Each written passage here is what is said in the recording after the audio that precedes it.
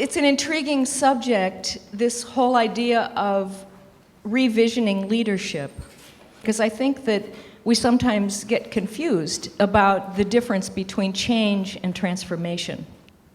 There is, I think, a kind of a perceptual shift that is occurring now because the energy level on the planet is changing. I'm sure you all know that. You know, we're experiencing this acceleration that's been going on for years and years, where it just, every year it seemed to go faster and faster and faster and faster. And we've got so much data now, so much information coming at us that we can no longer process it in a linear fashion. You just can't keep up, you know? And I think this is kind of the end of the information age, because it's not working. Even as fast as everything's going, it's not fast enough. And so the leap, the transition into the transformed reality is going to be into what I've been calling intuition age, because we have to move from the left brain to the right brain, and from that right brain into the body, heart, and field. And that is happening now to a lot of us. We're starting to just sense the difference between the old perception and the new perception that's coming in.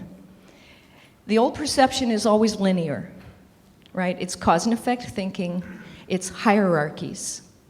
It's, you know, takes time, it's gradual. We have timelines. We have the shortest distance between 2 points in space. You know, if you think about it, you see it everywhere. And leadership right now is based on linear models, you know, but that is going to change because those models won't work. So, you know, we have to ask ourselves now, who leads in this new perception? Who leads? Yeah, everyone. Yeah. And then your left brain goes, no, that can't work. That won't work. That's not going to work. So we're shifting into this sort of spherical, first of all, and then holographic, and they're connected. The spherical comes about when you start to think about time and the present moment. When you come into your body and you're in the center of the present moment and you let your consciousness radiate out from the core, your consciousness goes out in an equidistant way in every direction. And it's like your aura is spherical, right? Your present moment is spherical. Your conscious mind is spherical. Those are all names for the same thing. The present moment, the conscious mind, your reality is spherical. Now, what's cool is that you can expand and contract the ball to go out through the unified field and encompass more of that universal body of knowledge. You feel different. The rules are different when you expand out, like in your dream world. You're really expanded. And things are fast, you know? You come back and wake up in the morning, you're back in your physical ball, and things work according to time and space and matter again. But think about it, during the day, we expand and contract all the time. We space out, we come back, you know? We problem solve, we imagine, we come in and out all the time. But now we're going to do it much more consciously. And always be in the center of the ball. There is no outside world, remember. You may have the illusion that there's a skin on that ball, but it's really not true. As soon as you think of a new thing, the ball has already expanded. It's just what you're able to put in your attention in any given moment. But it constantly is shifting, and so you could relax and you'd be the whole unified field. You know, you are the whole thing, but we move in and out through it. And that's the new model. So as soon as your mind starts thinking of something outside, you're in the old perception, linear again, because then you have to connect between where you are and where your goal is over in the future, or where you are and where the other people are that you need to meet. If you think that the people are inside your ball already, that you somewhere know them, that your future, your goal is already in you now, just reach the vibration and it appears. So we're talking a lot about co-creation and connectivity. And the idea here is that there is a kind of I call it the convening, you know, where people are suddenly showing up out of each other's fields. It's not like there's no law of attraction. That means that you believe there's an outside world. There's a law of emergence, where you stabilize the vibration of your field to what I call your home frequency. To me, that means that's the vibration of your soul in the body, when your preferred state, the way you like to feel. And when you stabilize your body, your emotions, your mind, and then your aura and your field, then people who are of that same like vibration occur, and you have so much synchronicity, so much magic. And the right people show up, the right opportunities show up, the right timing. There's no effort involved with it anymore because the field does all the work for you.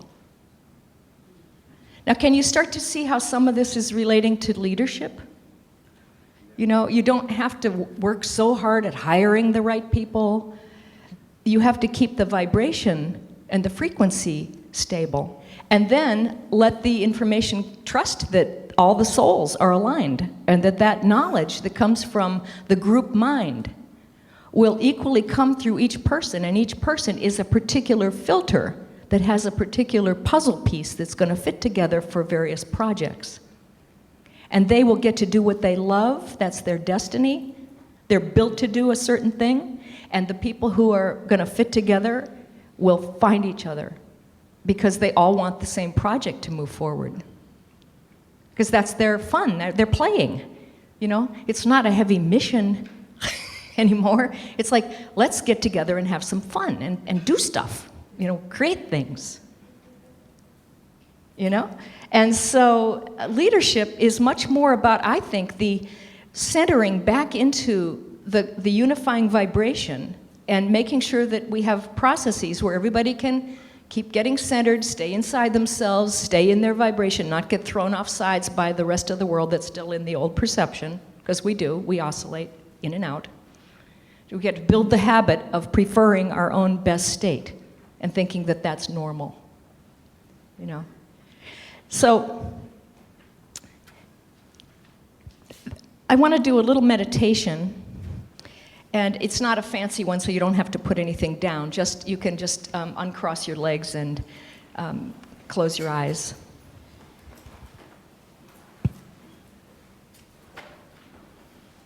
Okay. So I'd like you to imagine that you're standing in a doorway, but you're in that doorway sideways. And to one side of you is the old reality and the old perception. And to the other side of you is the new reality and the new perception. So let's lean into the side with the old perception, that which we've grown up with and know so well, that is fairly slow, gradual. It's a little bit sticky. There's a lot of fear that we're always trying to avoid and overcome. There's a lot of control. It's a struggle. But that's what we've known as normal. And see if you like it when you move into that, and if you adapt yourself to that. Just notice how your body feels. And now let's move into the other side, where the new perception exists, where things are very fluid, where you have good luck as the norm, where people cooperate and are mutually supportive, where imagination comes into form very, very quickly and dissolves very, very quickly if you want it to, where you feel really a kinship with others and also with inanimate objects. And just feel how that feels to your body. And then let it be. Go back into the doorway. Lean back the other way again into the old perception, the old reality. And notice if you have to accommodate yourself again to that way of being. And then come back into the door again and lean back the other way. Now, as you lean into the new perception, this is a lot like your home frequency. When you get into this vibration, this is really your soul in your body. The soul is running things. So come back into the doorway. And then I'd like you to turn and face the new perception, the new reality, and see if you want to just step on through and walk into that new reality. And if you do, just go ahead. But as you do, you may start to feel some yes buts, some little hesitations that might be possibly, I'm leaving behind the people I love. Or this is totally new territory, how will I know what to do?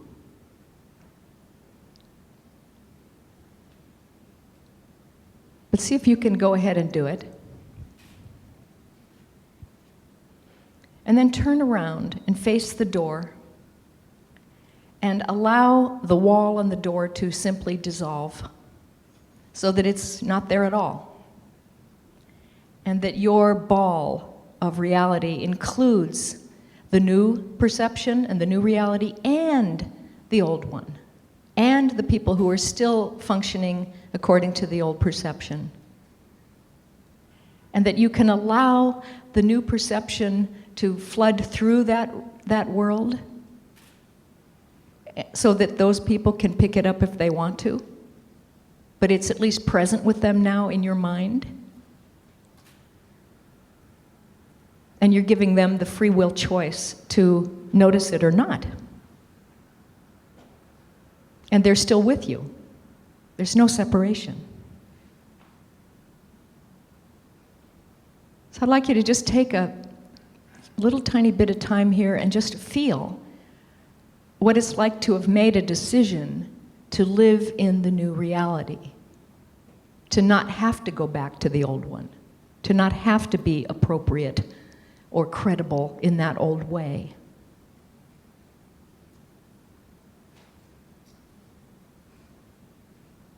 And I'd like you to get a sense of the comparison between this new, open, fluid way of being and that other way that we knew before, where things are kind of snagged and stuck a little bit. And how your body can feel contracted versus being very expanded and open and relaxed. So that you can tell when you go back into the old perception, you can recognize it quickly.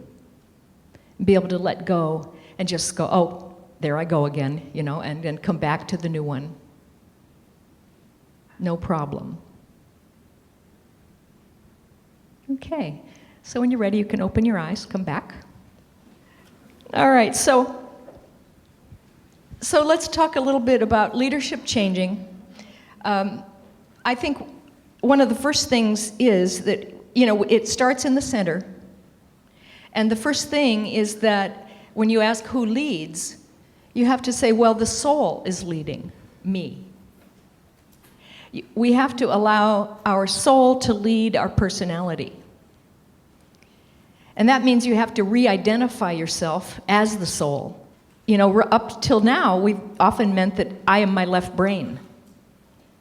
I hear people say this all the time. Oh, I don't do public speaking. Oh, I'm afraid of that, or I don't do this, or I don't, and it's just the left brain talking. But they've identified with the left brain and then limited themselves tremendously. So we can start catching ourselves when we make negative declarative statements, because that's the left brain talking. And turn those around and say, well, maybe I could like public speaking. It could be interesting. Okay, now energy can flow, right? So we have to let that soul come through, because the soul is always interested in things. It doesn't ever say should. It's I'm interested, I want to, it's, growth oriented. And you'll know the vibration of it, because it's like what you just did with the doorway. So you have to then learn to feel that, but then trust your core self. Always, always, always. Trust the answers you get, the things you feel like doing. Validate your actions. And say, I'm doing this. And guess who I am? I'm the soul. I know what I'm doing. I know how my life's going to unfold. I'm in charge here with this. Don't give away your authority to the left brain. We are becoming empathic in addition to just intuitive. That means body sensitivity, and working with our sensitivity is like the next new art form, I think. You know, being able to understand what it is am I knowing right now when I walked into this room? What did I just notice? So noticing what you notice is a kind of mindfulness practice, but it's also an intuition development practice. And I do this all the time of just going around saying, oh, why did I notice that? Like, you know, there are like dream symbols all throughout your day that could be interpreted, right? And it's very entertaining as well. It's the way I entertain myself during the day. It's like, you know, just kind of keep a connection there going. So a couple experiential things we'll do.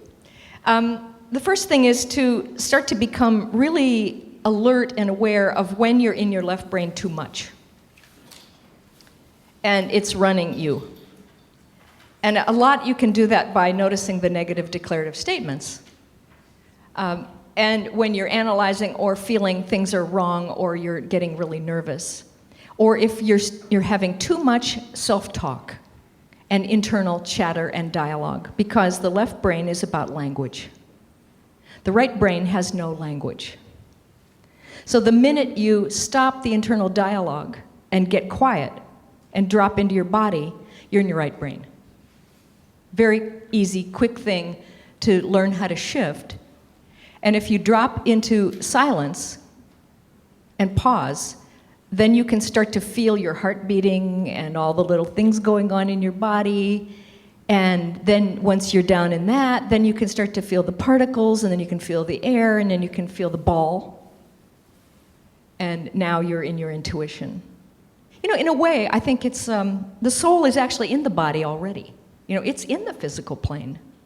But the mind is the culprit, because it projects all over the place. And so we leave the present moment and the body and the center constantly to think about other things. And as soon as you do that, you can't get your intuition anymore. As soon as you get recentered, drop in, relax, your intuition opens again. It's so easy.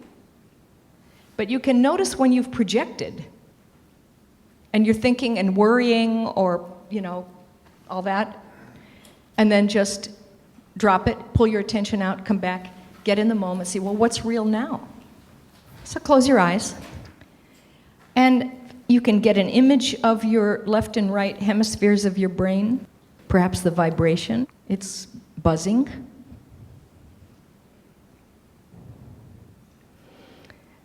Let's get a sense then of whether one side of your brain seems larger than the other side, or lighter or darker, or maybe there's a color, blue or red or whatever, a difference between the two sides. One side, perhaps it could feel more dense. One side more porous. So with your imaginary energy hand, I'd like you to reach into the center of your brain and remove the partition between the two sides of your brain, so that there's open conduit between both sides. And you can allow the larger side, perhaps, if you want, to flow into the smaller side and share its information.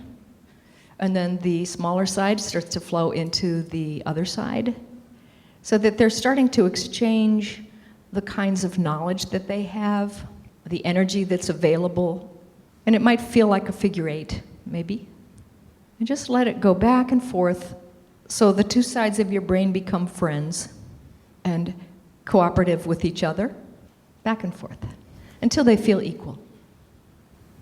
And then allow your image of your physical brain to shift into the non-physical perception, where you see it as particles of light, little holograms. Each particle contains the entirety of everything you know. It's not just left and right anymore. Your way of knowing is turning into something very holographic, where everything knows about everything. Every part knows every other part. And then you can gently let it come back into its physical form. But you'll have a sense that perhaps the brain tracks have shifted, and there aren't so much linear tracks in your brain anymore as just lit up particles.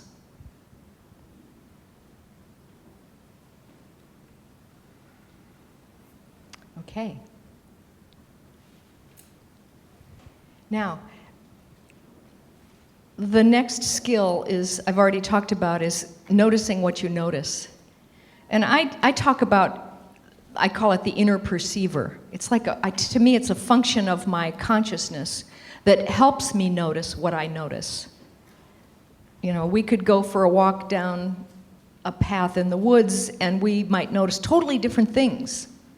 We would make that reality function for us in our own way. We might have totally different experiences, you know, because we noticed a whole sequence of different things. I think there's a good reason why we notice what we notice, and we don't notice other things. So I started working with that part of my mind, and you know, you might call it the Holy Spirit, or the master teacher, or the inner voice, or you know, whatever you call it. But I trust it. So I make a practice during the day of saying, okay, what am I noticing right now? An example would be like, I went for a walk the other day, and I walked past a building down there with the address 811, which is my birthday. And I thought, oh, I should be present. I should be like born again right now. You know, I'm new, you know. Now, so my outer physical reality showed me that label, those numbers. My inner corresponding reality was that it's about my new birth, right? So I practiced in that noticing the correlation of the inner and outer worlds. I made them connect. Then I walked out of my dorm room, and there was a guy vacuuming or something, and it said Millard something or other on the back of his, and it's my father's name. I said, and he's dead. I said, oh, my inner reality, my father's here. So this practice is a great one. Like I said, it's very entertaining, but it also keeps you very alert to what your soul is trying to show you, your personality or your little mind, about how things work, who you really are, what your potentials are.